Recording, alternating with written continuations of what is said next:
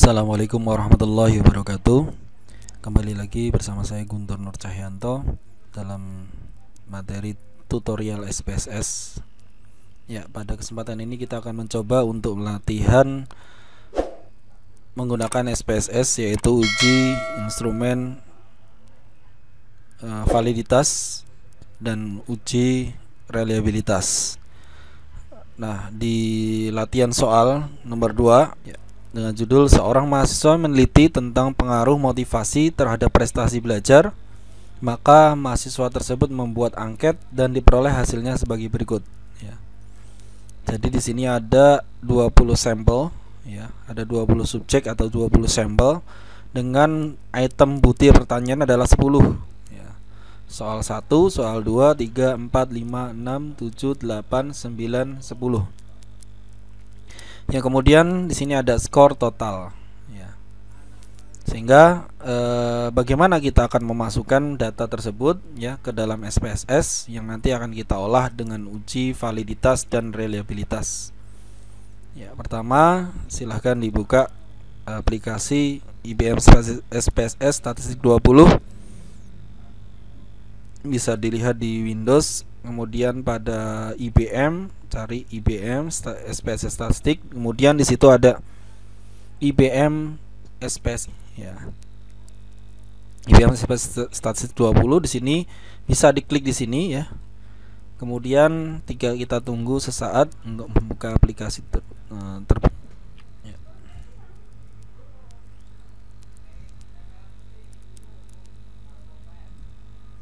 Ya, setelah terbuka data editor untuk SPSS, yang pertama kali kita masukkan adalah di variable view. Nah, pada variable view ini di sini pada kolom name di situ. Nah, di situ kita isi pada skor item 1, 2, 3, 4, 5 dan seterusnya ya. Jadi contohnya seperti ini. Ya, skor item 1. Maaf, di sini mungkin bisa langsung aja item. Di sini saya ulang lagi, item 1, item 2, ya, item 3, item 4,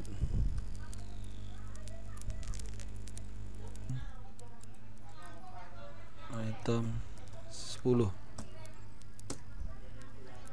dan terakhir adalah skor total ya. Kemudian untuk desimal, karena di sini datanya tidak ada desimalnya ya, tidak ada desimalnya, sehingga pada data SPSS ini kita buat desimalnya 0 semua ya. Ya, misalkan kita blok, kita copy biar lebih cepat ya, seperti ini. Kemudian di sini bisa ditambahkan skor total ya.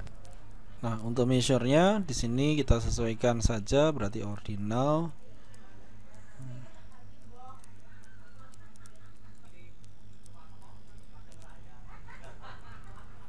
Skill. Terakhir untuk skor totalnya adalah skill. Baik, kemudian pada values, karena di sini menggunakan item skor angket skala Likert, yaitu mulai dari poin 1 sangat tidak setuju, 2 tidak setuju, 3 netral, 4 setuju, kemudian 5 sangat setuju. Maka di sini kita tulis di value-nya, yaitu value 1 sangat tidak setuju ya. Kemudian kita add, kemudian yang nomor 2 tidak setuju, yang ketiga netral, Yang keempat setuju. Kemudian yang terakhir ada 5 adalah sangat setuju.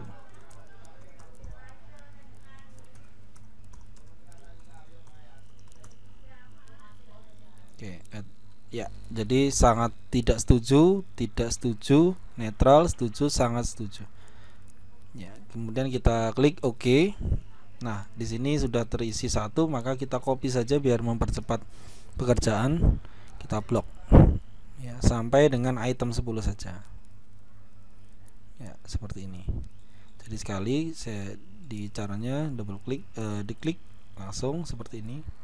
Kemudian sudah terblok, maka klik kanan bagian yang terblok. Ingat, dari item 2 sampai 10 saja. Untuk skor total tidak. Dan kita paste. Seperti itu. Ya. Kemudian ke data view sekarang. Nah, di sini sudah ada data yang harus, di sini ada variabel item 1 sampai dengan 10 dan skor total, maka di sini kita masukkan data yang ada di latihan soal di sini. Nah, kebetulan di sini sudah maksudnya dalam bentuk Microsoft Word, sehingga kita bisa mengcopy paste data yang ada di sini.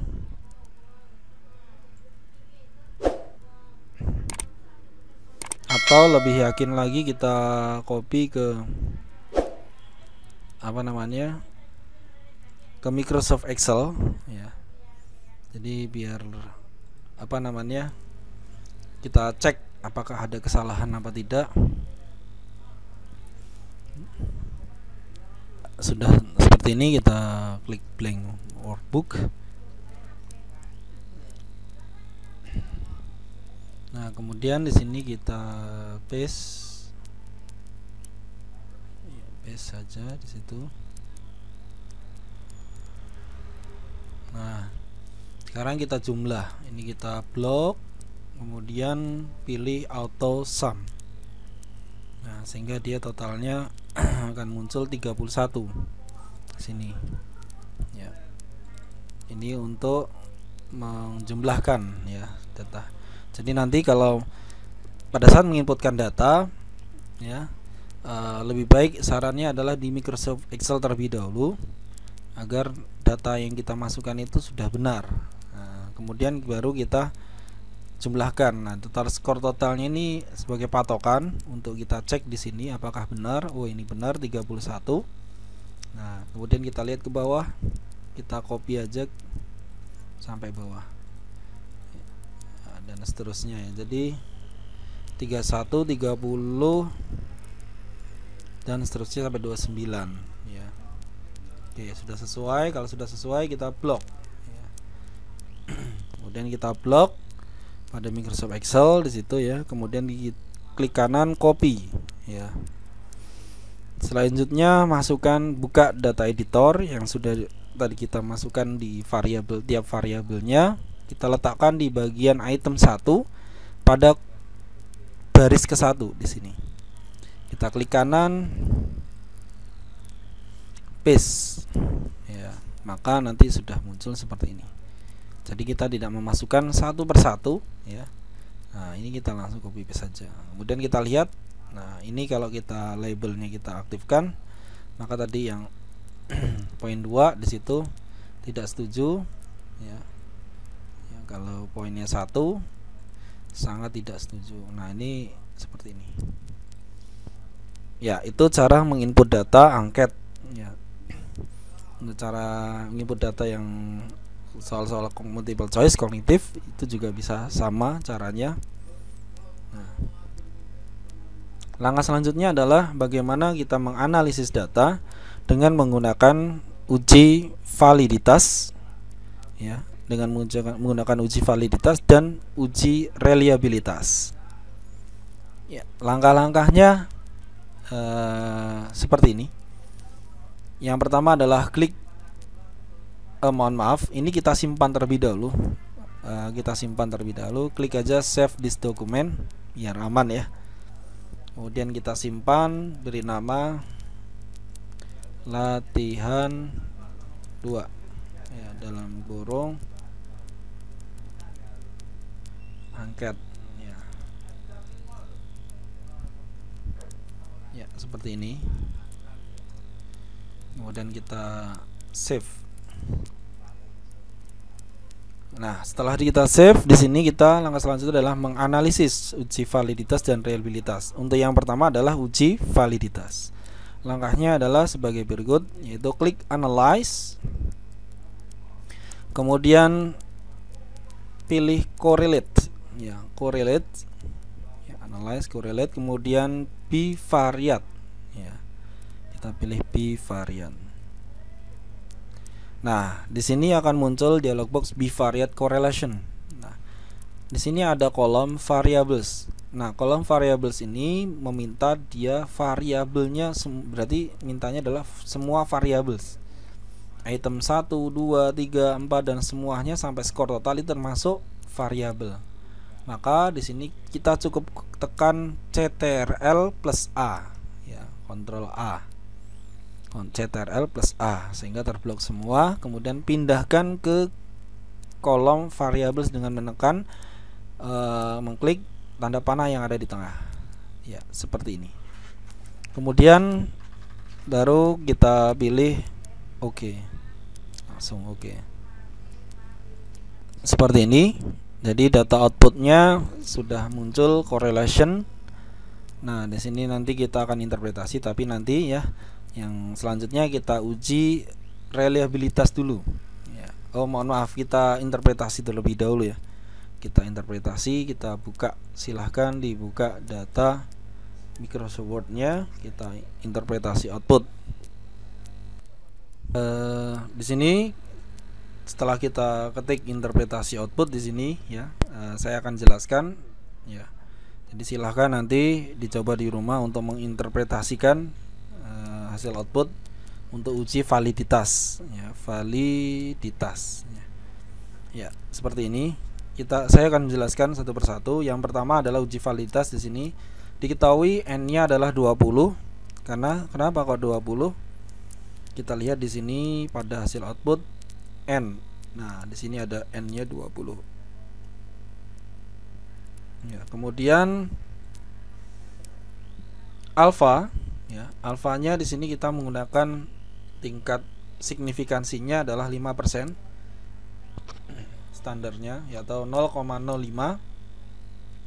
Nah, dari tingkat signifikansinya 5% dan n-nya adalah 20, maka untuk mencari R tabel di sini kita menggunakan R tabel ya, untuk mengetahui perbandingan antara RxY ya di sini, atau Pearson correlation ya, RxY ya, dengan R tabel ya. Jadi kita bisa lihat di data instrumen yang tadi di awal di pengantar sudah saya jelaskan, yaitu tentang instrumen uji validitas ya di sini. Nah, ini rumusnya adalah RxY. Nah, dasar pengambilan keputusannya, jika R hitung atau RxY lebih besar dari R tabel, maka instrumen atau item pertanyaan berkorelasi signifikan terhadap skor total atau dinyatakan valid. Jika R hitung kurang dari R tabel, maka instrumen atau item pertanyaan tidak berkorelasi signifikan terhadap skor total atau dinyatakan tidak valid. Maka di sini kita akan mencoba untuk mencari R tabel. Dari mana R tabel ini? Dengan mencari pada R tabel ya di halaman 117 ya, di halaman 117 R tabel atau Pearson product moment pada buku yang buku SPSS ya. Nah, atau di R tabel di sini data tabel ya.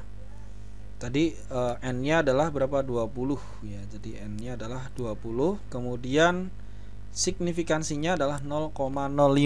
Nah, signifikansi 0,05, maka didapatkan R tabelnya adalah sebesar 0,444 ya di sini. 0,444 ya. Maka di sini R tabelnya ditulis adalah 0,44. Maka R tabel sudah diketahui.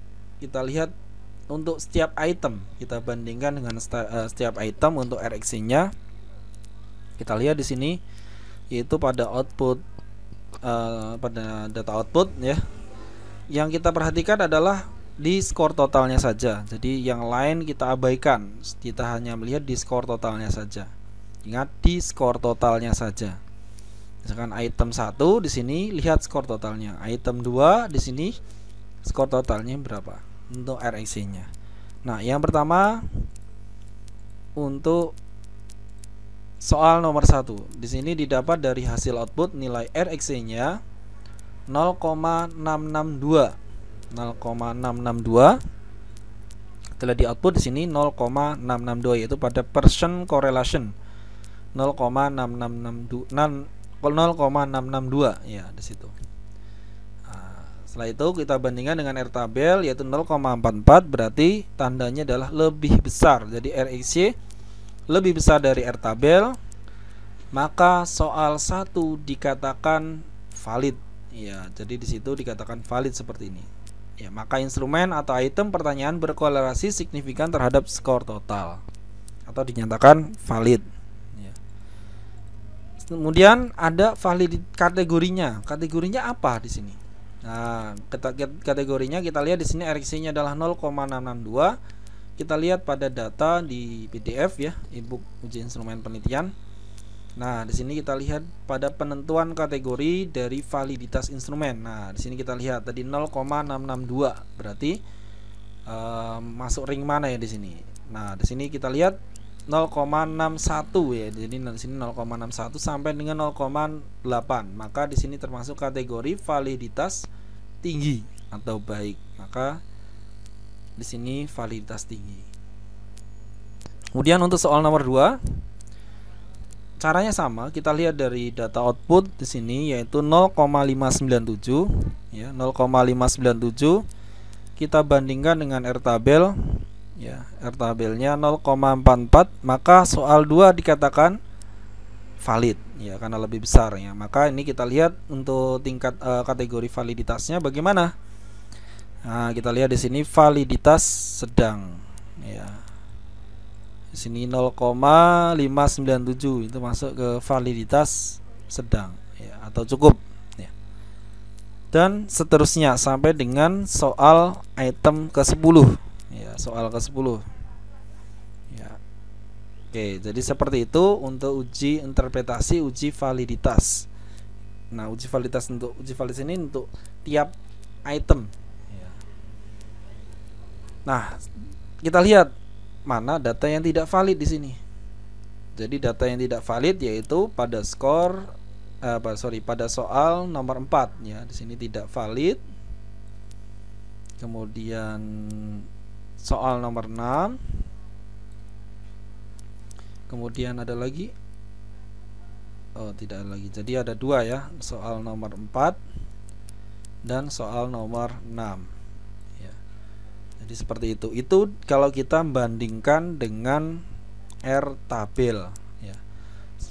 Selanjutnya ada juga cara lain untuk mengecek tanpa membandingkan dengan R tabel. Kita bisa melihat pada data output di sini ya. Seperti ini, kita lihat data output di sini pada skor total. Nah, di sini ada, kita lihat. Nah, item 1 sampai dengan 10 di sini ya pada skor total. Nah, yang tidak valid itu ada cirinya ternyata ya, ada cirinya. Apa itu cirinya? Nah, di sini kita lihat pada item nomor 4 di sini. Pada percent correlation di sini kita lihat pada percent correlation 0,396. Nah, di sini tidak ada bintangnya 1 atau 2, enggak ada ya. Ya, maka di sini dikatakan tidak valid ya. Apa itu bintang 1 dan 2? Nah, di sini ada keterangan ya, correlation untuk bintang 1, correlation is significant at the 0.05 level atau two tilde di sini. Nah, artinya di sini untuk correlation ya, correlation persen RxC-nya di sini karena di sini tidak ada bintangnya, maka untuk bintang 1 ini maksudnya adalah jika RxC-nya levelnya di bawah dari atau di atas 0,05 ya. Di atas 0,05 masuk ke kategori level 0,05, maka dia nanti akan ada muncul bintang 1 ya. Nah, di sini maksudnya 0,05 maksudnya di atas ya, di atas 0,05 ya. Nah, kalau di sini correlation is significant at the 0.01 level ya. Di sini untuk RxC-nya di atas 0,01 ya. Dia bisa dibandingkan dengan level 0,01 ya. Level 0,01. Nah, level 0,01 itu tadi 0,05 itu berarti dia tadi batasnya 0,44 ya. Jadi di sini pada tabel ini tadi tabel tabel di sini kan ada signifikan 0,05, ini level 1 tadi ya. Dengan n-nya adalah 20, berarti levelnya adalah untuknya 0,444 ya. Dengan 0,44 saja untuk data yang ada di output ya, di sini 0,44 ya. Itu yang misalkan contohnya untuk soal nomor item 1 di sini 0,662, berarti kan ini lebih dari signifikannya. Kalau 0,05 berarti R tabelnya 0,44 ya. Berarti lebih dari 0,44 ya. Ini level pakai signifikan 0,05. Maka kita lihat di sini bintangnya 2. Oh, dia pada signifikan 0,01 saja juga bisa di situ. Kita lihat di tabel di sini kalau 0,01 berapa ini? Nah, 0,01 di sini. N-nya 20. Nah, N-nya 20 di situ 0,561.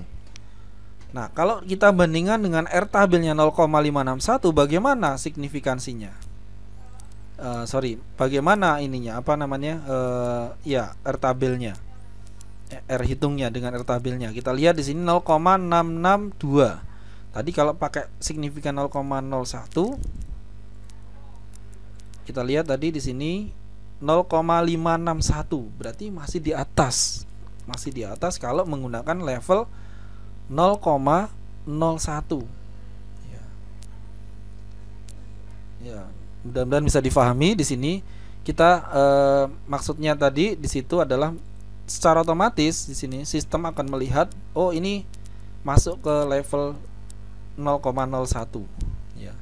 Untuk signifikannya 0,01, karena kalau kita lihat di R tabel tadi bisa masuk ya untuk RxC-nya 0,662.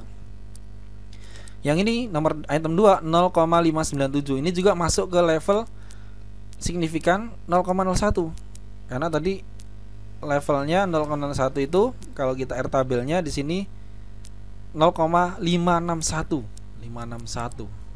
Nah, 561 dengan 597 kan masih di atas di situ. Maka ini bisa masuk, maka bintangnya 2 di sini. Gitu. Jadi seperti itu caranya kalau misalkan kita hanya melihat bintang ya. Jadi untuk melihat yang tidak valid itu dengan melihat tanda bintang yang ada di skor total. Seperti itu. Ya, baik, itu untuk penjelasan dari uji validitas. Jadi yang tidak valid ada 2 item. Item 4 dan item 6 di sini yang tidak ada bintangnya, atau kalau tadi kita interpretasi kita sudah membuktikan item 4 soal 4 ya di sini validitas rendah, kemudian soal 6 juga validitas rendah. Ya. Nah, dasar tadi dari data yang tidak valid tadi bisa kita gunakan dalam uji reliabilitasnya ya. Nah, sekarang kita bagaimana menguji reliabilitas? Langkah-langkahnya kembali ke data editor. Kita kembali ke data editor ya, seperti ini. Nah, pada data editor di sini langkah pertama adalah klik analyze, uji reliability, kemudian reliability analysis ya, kita klik reliability analysis. Nah, untuk yang pertama ini kita uji semua saja. Semua. Di sini ada keterangan apa? Items. Berarti dia membutuhkan data itemnya saja. Nah, kalau ada di sini ada skor total, maka skor total ini tidak dimasukkan ke dalam kolom items. Langkahnya gimana cara masukkannya? Boleh satu persatu boleh, atau Ctrl A terlebih dahulu. Ya, kemudian dimasukkan. Ya, kemudian yang skor totalnya ini dikeluarkan. Ya. Jadi Ctrl A, kemudian terblok semua, tekan di tanda panah sehingga dia akan masuk. Kemudian, atau saya ulang lagi ya, misalkan seperti ini, saya ulang kembali, tekan Ctrl A plus A. Nah, dia akan terseleksi seperti ini. Kemudian tekan tanda panah yang ada di tengah di sini. Nah, maka di sini sudah masuk semua. Nah, di sini yang skor total ini bukan item ya. Ini kita keluarkan dengan klik tanda panah yang ada di tengah. Seperti itu. Ya. Bisa ya. Nah, mudah sekali. Kemudian di sini modelnya kita menggunakan alpha ya, alpha. Kemudian boleh kita lihat di statistiknya. Nah, ini kita bisa klik scale if item deleted. Nah, ini sajalah yang kita tambahkan ya. Yang lainnya abaikan saja. Klik continue. Nah, kita menggunakan alpha Cronbridge ya. Teknik reliability ya. Kita gunakan alpha Cronbridge saja. Klik OK kalau sudah. Nah, maka di sini sudah akan muncul ya Cronbridge alpha untuk jumlah itemnya 10. Ini untuk seluruh item ya, jumlah alpha Cronbridge-nya. Nah, kita lakukan 2 kali. Ya, kita lakukan langkah tersebut 2 kali. Kenapa? Karena tadi ada data yang tidak valid. Ya, ada 2 item. Ya. Langkahnya gimana? Klik analyze sama seperti tadi ya. Kemudian scale, kemudian reliability analysis. Nah, kemudian tadi yang tidak valid item berapa? Item 4. Nah, kita klik item 4 di situ. Keluarkan di tengah. Dan item 6. Klik di tengah. Nah, sehingga dan 4 dan 6 ini sudah keluar. Setelah itu langsung saja klik OK karena tadi settingannya sudah diklik ya. Kemudian klik saja OK dengan memilih modelnya alpha. Ya, seperti ini. Ya, di sini ada Cronbridge alpha jadi 2 kali. Yang pertama dengan semua item, yang kedua yang item yang tidak valid dikeluarkan. Nah, sekarang itu sudah dianalisis. Sekarang interpretasi. Bagaimana caranya menginterpretasi uji reliabilitas? Ya, kembali ke data output, interpretasi. Nah, di sini nanti uji validitas. Kemudian di bawahnya adalah uji reliabilitas.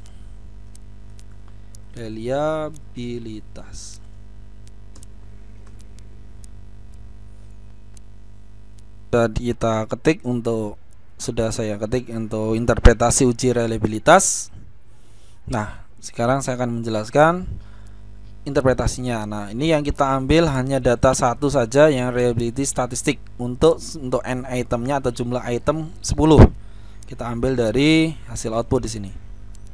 Nah, yang ini saja yang kita butuhkan ya. Reliability statistik bisa di copy, klik kanan ya, data tersebut, copy spesial. Kemudian OK ya. Kita pilih image ya. Di sini kita pilih copy spesial image ya. Kemudian save as default OK. Ya. Kemudian kita paste di datanya seperti ini. Kemudian saya jelaskan dulu, diketahui n-nya ada 20. Ingat, ini n untuk item. Kalau di sini n untuk sampel. Jadi n-nya 20, alfanya 5% atau 0,05. N pada item ada 10, maka didapat R-tabel. Nah, tadi ada 2 cara ya dengan menggunakan R-tabel.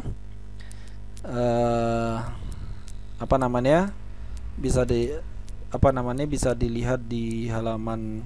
Oh, ini nggak usah kita hapus. 17 ya. Nah, di tabel halaman 117. Ya, di sini lihat tabel halaman 117. Kemudian dari hasil output tadi dapat nilai lebih besar dari R tabel 0,44.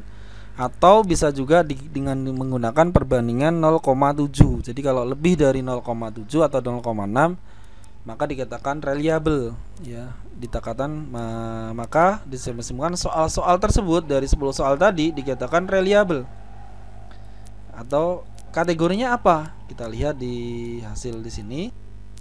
Nah, di sini penentuan kategori, ya ini clear ya. Reliabilitas instrumen. Nah, di sini kita lihat untuk 0,8 berarti reliabilitasnya 0,8 lebih ya. Reliabilitas sangat tinggi di sini. Masuk dia kategori ini. Reliabilitas sangat tinggi. Nah, reliabilitas tinggi. Kemudian tadi dua kali ya. Yang pertama yang end of itemnya 10. Bagaimana kalau yang end of itemnya 8? Yang tadi dua tadi yang tidak valid kita keluarkan. Kita lihat di hasil output di sini. Ya. Nah, ini yang kedua, ini bisa di-copy kemudian di-pastekan di sini. Diketahui n-nya adalah 20, alfanya 5, 0,5 pada item 8, maka R tabelnya sama tadi dilihat dari tabel halaman 117. Dari hasil output didapat nilai R11. Ya, R11 itu simbol dari reliabilitas yaitu 0,8 nih, kita lihat 0,838 lebih besar dari tabel atau kita bandingkan 0,6 atau 0,7, maka dapat disimpulkan soal-soal tersebut adalah reliable. Nah, reliabilitasnya sangat tinggi di sini. Masuk kategori di sini. Nah, seperti itu untuk uji validitas dan reliabilitas yaitu pada soal angket. Nah, soal angket ini hanya bisa diuji validitas dan reliabilitas. Kalau uji tingkat kesukaran soal dan dari pembeda soal itu tidak bisa karena dia tipe soalnya bukan soal yang dikotomis ya 0 dan 1 tadi. Kalau benar 1, kalau salah 0 ya. Di sini menggunakan skala Likert. Maka untuk untuk soal-soal yang bentuknya angket atau kuesioner itu hanya uji validitas dan reliabilitas. Tapi kalau untuk soalnya nanti dalam bentuk multiple choice atau dikotomis tadi, untuk benar itu 1, salah itu 0, maka selain uji validitas dan reliabilitas ada juga uji tingkat kesukaran soal dan uji daya pembeda soal. Ya, nanti kita akan bahas di sesi berikutnya. Nah, di sini uji validitas dan reliabilitas kita sudah pelajari bagaimana menguji ya, kemudian memasukkan data, bagaimana menganalisis data, uji validitas reliabilitas pada angket ya. Kemudian bagaimana menginterpretasi data ya. Saya kira itu untuk latihan. Silahkan nanti dikerjakan soal nomor 2 ya, untuk soal item nomor 2. Saya kira itu, kurang lebihnya saya maaf. Dan oh ya, hasil output nanti bisa langsung disimpan ya di sini. Disimpan, beri nama output ya, latihan 2 yaitu angket.